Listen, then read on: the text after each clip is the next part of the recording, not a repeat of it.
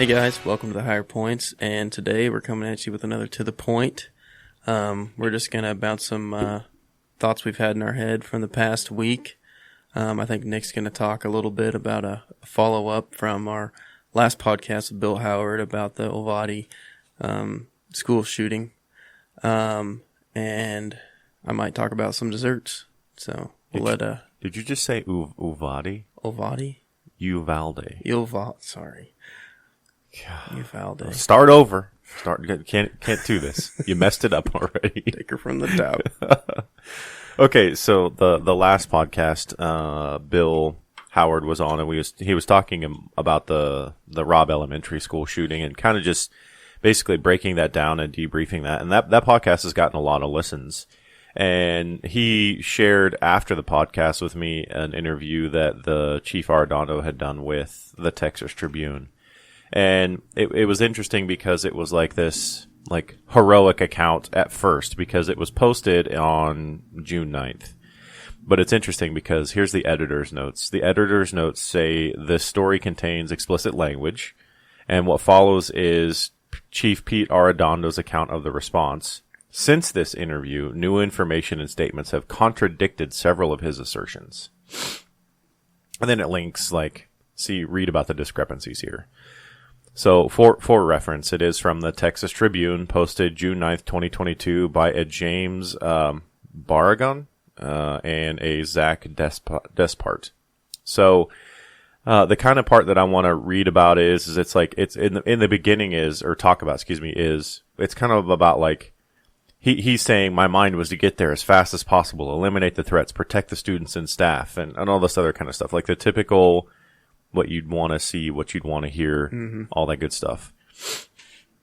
But regardless of what he says, we've all seen differently, right? Mm-hmm.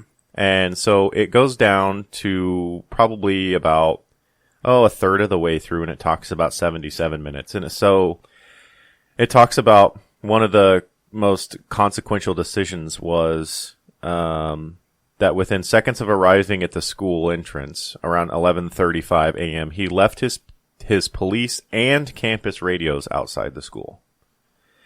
And it goes on to say, to Arredondo, the choice was logical. An armed killer was loose on the campus of the elementary school. Every second mattered.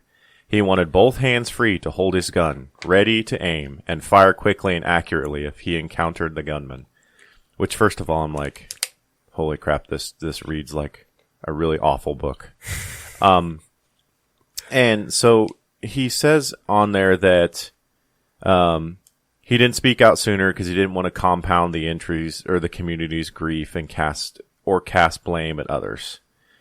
So through this radio portion of this, the part that made me just kind of go you have to be kidding me, was it says, thinking he was the first officer to arrive and not wanting to waste any time, Arredondo believed that carrying the radios would slow him down. One had a whip-like antenna that would hit him as he ran. The other had a clip that Arredondo knew would cause it to fall off his tactical belt during a long run. Okay, that, ladies and gentlemen, is what we call, in the real world, a fucking cop-out. Being soft. Okay? If you're to the point where you're in your law enforcement career and an antenna whipping you in the side or wherever is so uncomfortable that you can't wear your radio, you should probably consider getting a different job, flip some burgers at McDonald's or something. That's the first thing. Mm-hmm. The second thing is, if you have a clip that you know would cause it to fall off, here's the deal. Let's change that clip. Yeah, change the clip, find a different way to put it on your belt, find a different way to carry it, and not only that, but train with your shit. You're responsible for your kit. You're responsible for how does it sound? If I want to be quiet, maybe I should get a key holder that wraps around my keys to keep me quiet when I move. Depending on whatever it is that you want out of your kit. And so to say these things is an absolute cop-out. And to say you're basically just trying to explain away why you made poor decisions. Mm-hmm. And I get making poor decisions. I even make poor decisions. I still do. But I do it's my him best not taking ownership. Yeah, I do my best to own it. Yeah. And so it's I'm at a complete just loss of this. It's almost like that whole I don't want to go outside because I might get mud on my boots kind of thing. That's where you're at mentally. That's how mentally weak you are. Yeah. When you're worried about this whip antenna and all this other kind of stuff, like, go out to the range with all your stuff on and roll around on the ground, go prone, go kneeling, go all that stuff, and feel how everything works. Run from the 100-yard line to the 50 and start making a shoot, don't shoot decision. I mean, even Bill was talking about that. Like, we needed to be more physically fit so when we do make that run, we can make that shoot, don't shoot decision because, you know, we still have air to breathe. And, you know, our body isn't so behind the curve that we're making poor decisions. Jansen he talked about that a little bit today and how out of shape there's no like requirements to be a cop for most of the agencies that are at the academy right now. And it just blew his mind. He said it took him all day to do a 1.5 mile run, basically. Yeah, I literally was, like you've heard me say it on the podcast many times, I literally was the first responder that needed a first responder. Like, not even joking. And thankfully, I just kind of have somewhat worked my way out of that. I mean, I'm not like a marathon runner or anything, but compared to my colleagues, I recover quicker. Yeah. So that was the first part of that. And basically, you know, they talked about how also I got the chance to read the alert report, you know, and they were talking about how just basically everything was essentially done wrong there. And the alert report. Yeah. Advanced law enforcement rapid response training, I think is what it is. Okay.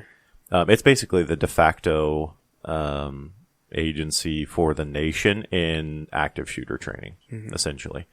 It's federally funded. It's got like, the FBI recognizes it as like their training and what everybody should be doing type thing. And so if you look at like a map of that school, remember how Bill was saying like one of the officers like they're in an office. Well, if you look at that side of the school, there's 0 offices, nothing. Like it's all classrooms. No way to barricade yourself in like that. And so, you know, Arredondo's one of the first on scene. One of the ISD officers, which is their way of saying, it's like, I think it's independent school district or something like that, which is ours is unified school district, USD, was on scene. And then there was another like law enforcement officer from the local PD that was on scene. Was this a public or private school? Public. Yeah. Public school. And so whoever said like that's in the office, like Arredondo and that ISD officer at the very least should have said, hey, you know, that's not an office, that's a classroom. Yeah. And even though you're not hearing like all these bang, bang, bang, bang, bang, because I remember going to the academy and being trained that active loss of life, right? I remember hearing all these gunshots, pushing into a room, and I was the first guy in the room and neutralizing the bad guy in the room. So my mind's eye is you've got this bad guy as you breach the door, he's got a gun pointed at somebody, you know, you stop the threat. But after the fact is people are being shot and their lifeblood literally is leaking out of them and they're dying. So you still have active loss of life, even though you may not be hearing shots. Yeah. Because the vast majority of the shots were fired before the law enforcement officers ever really even made it into the school. And he said there was like 12 shots fired after they made it in or something like that. Yeah, it wasn't very many of the 100. Like I think the total after they entered the building, and again they're estimating based off of what they heard on like body cameras and in the in-school camera, because the way they made it sound like is the cameras in the school had audio too. I don't know how or why or whatever, but basically the alert report basically said off of audio estimations, they were counting rounds that were fired. So there's no way to know for sure. But another thing that I wanted to kind of wrap up with is like if you're a law enforcement officer and you're out on the street and you haven't worked these problems, right? You haven't run with your gear on.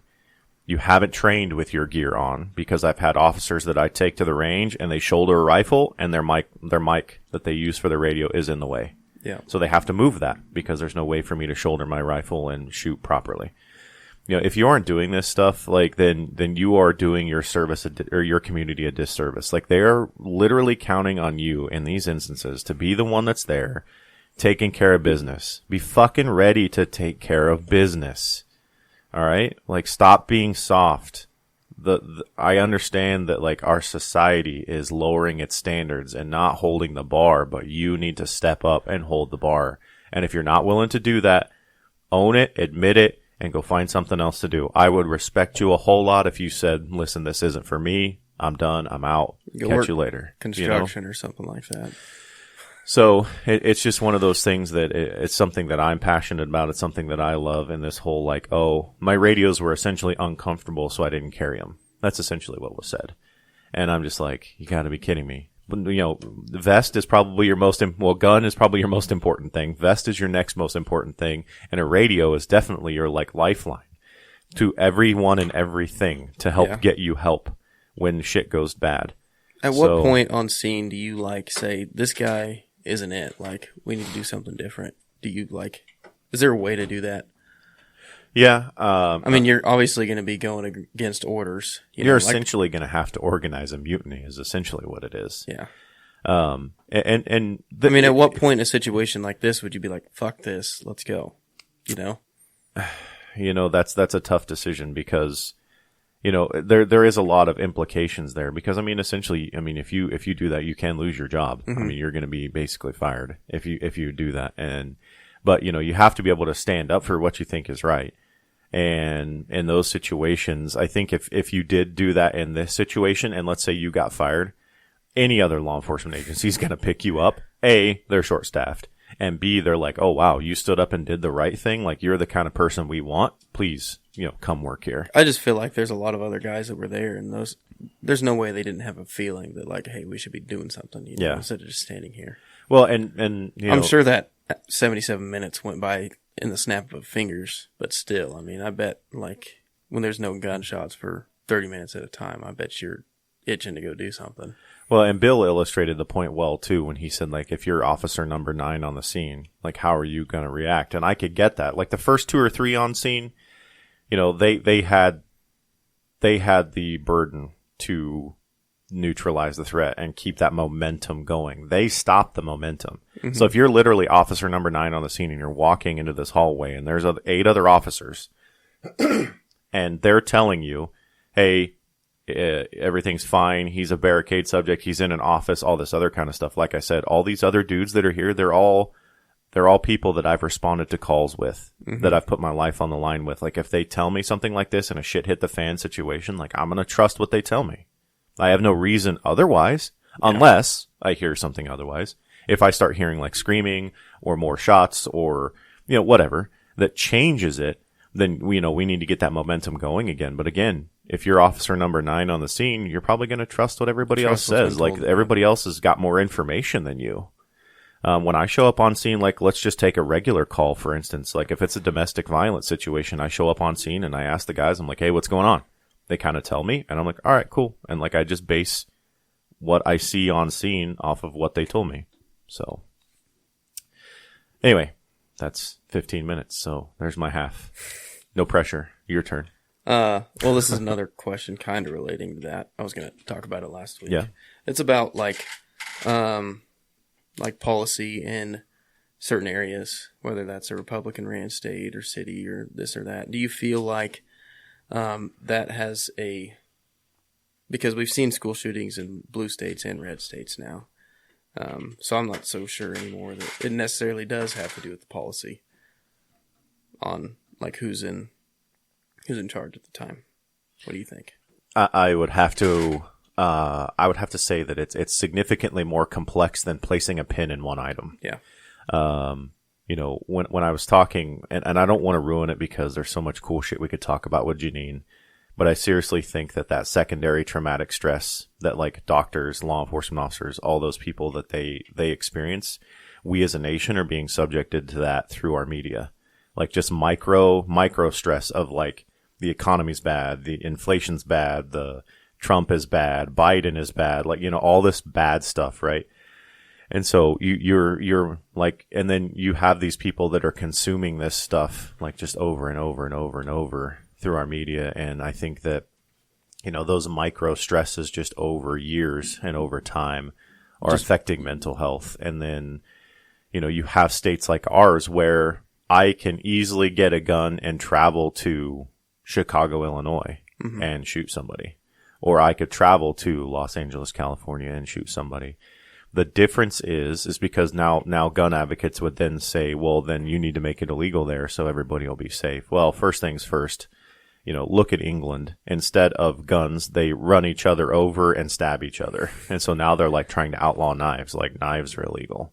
Yeah. And I mean, even to the point where they have like safe zone knife drop boxes, and like you can literally like put your kitchen knives in there and shit like that. Like that's where it's at. Like, so where do we draw the line? Where do we stop? I mean, if somebody wants to kill somebody, it's going to happen. Yeah, they'll find a way. They'll sharpen a stick. And the things that we have seen is in those pro-gun states, like the gentleman that neutralized the active shooter in the mall. Like, I am a huge proponent of everybody, like, having a gun and being trained and know how to use that gun. Not just have a gun, but, like, know how to use that gun.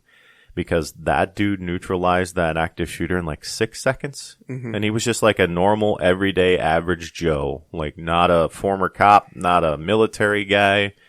And that problem was solved in seconds. There was a shooting that almost happened. I think it was in Texas in a church or something.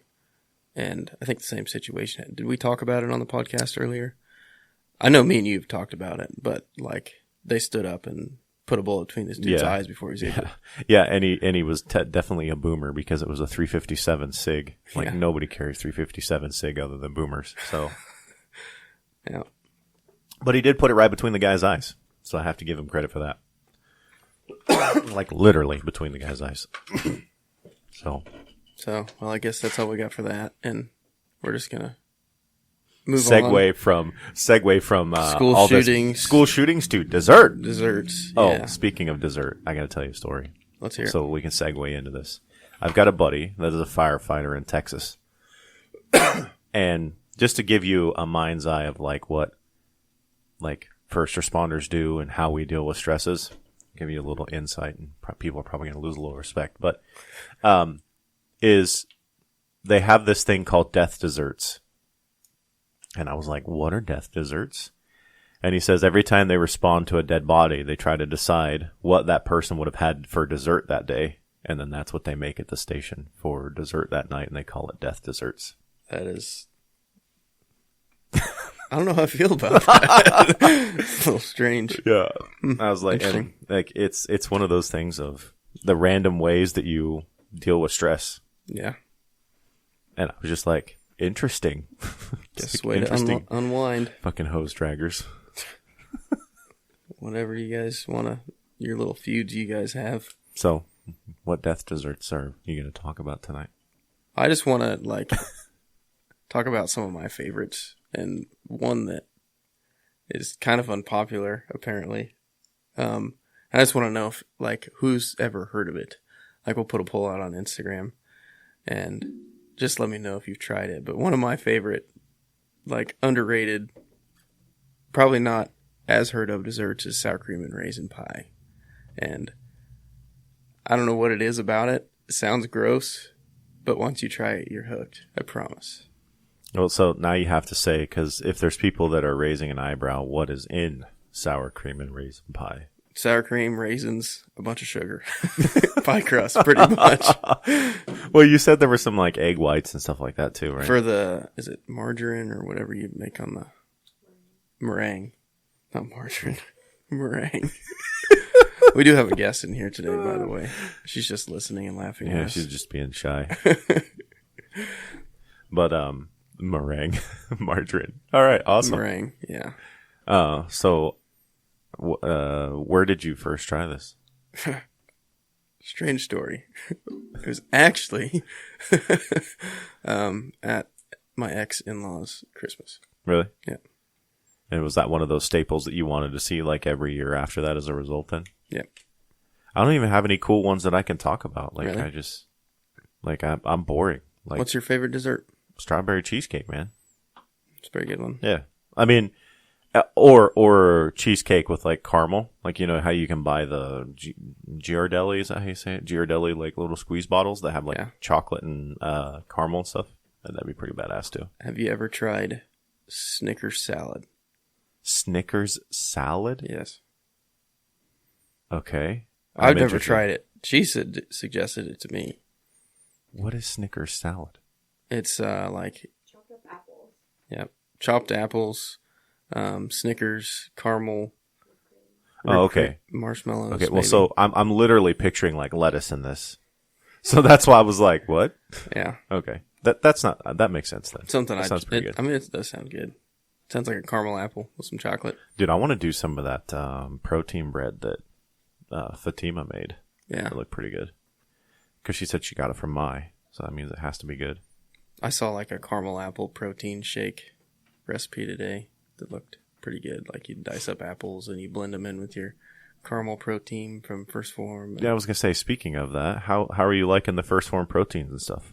I like the proteins. What about the pre-workout? I mean, most It's pre-workout, pre-workout. yeah. It's The one thing I like about it, it's got the creatine already in it, so I don't have to take that every day. And didn't you buy some of the energy drinks too? Mm-hmm. I tried the citrus. It tastes like Mountain Dew. It's good. Yeah. The blue raspberry was all right. Still have yet to deliver me one of those. It's whatever. Always forget. It's my bad. Well, we went from bitching to desserts. Yep. Or from me like hanging shit on another law enforcement officer to desserts. Yeah, so you guys need to let us know the real issue here on sour cream and raisin pie. Yeah. We gotta know. And we're going to put something up on our Instagram story too. Like, we want to know like what some of the craziest, weirdest desserts or whatever it is that you've had. Yep. Let's hear about it. Yeah. And there's probably going to be this one where like, did you see this? This was, we got to talk about this. This one looks gross. I mean, some people we consider like our chili and cinnamon rolls. I know there's a lot of out-of-state people that they look at us like, what the fuck are you Dude, chili and cinnamon rolls is the bomb, man. It's good. And like Nelson, when he got here, he's like, what? Like, let me introduce you. All right. Well, that pretty much wraps up a To The Point already. That went pretty quick. Sounds like a plan to me. So, hey, everybody, thanks for listening to the podcast. We really appreciate you taking the time to just be here with us.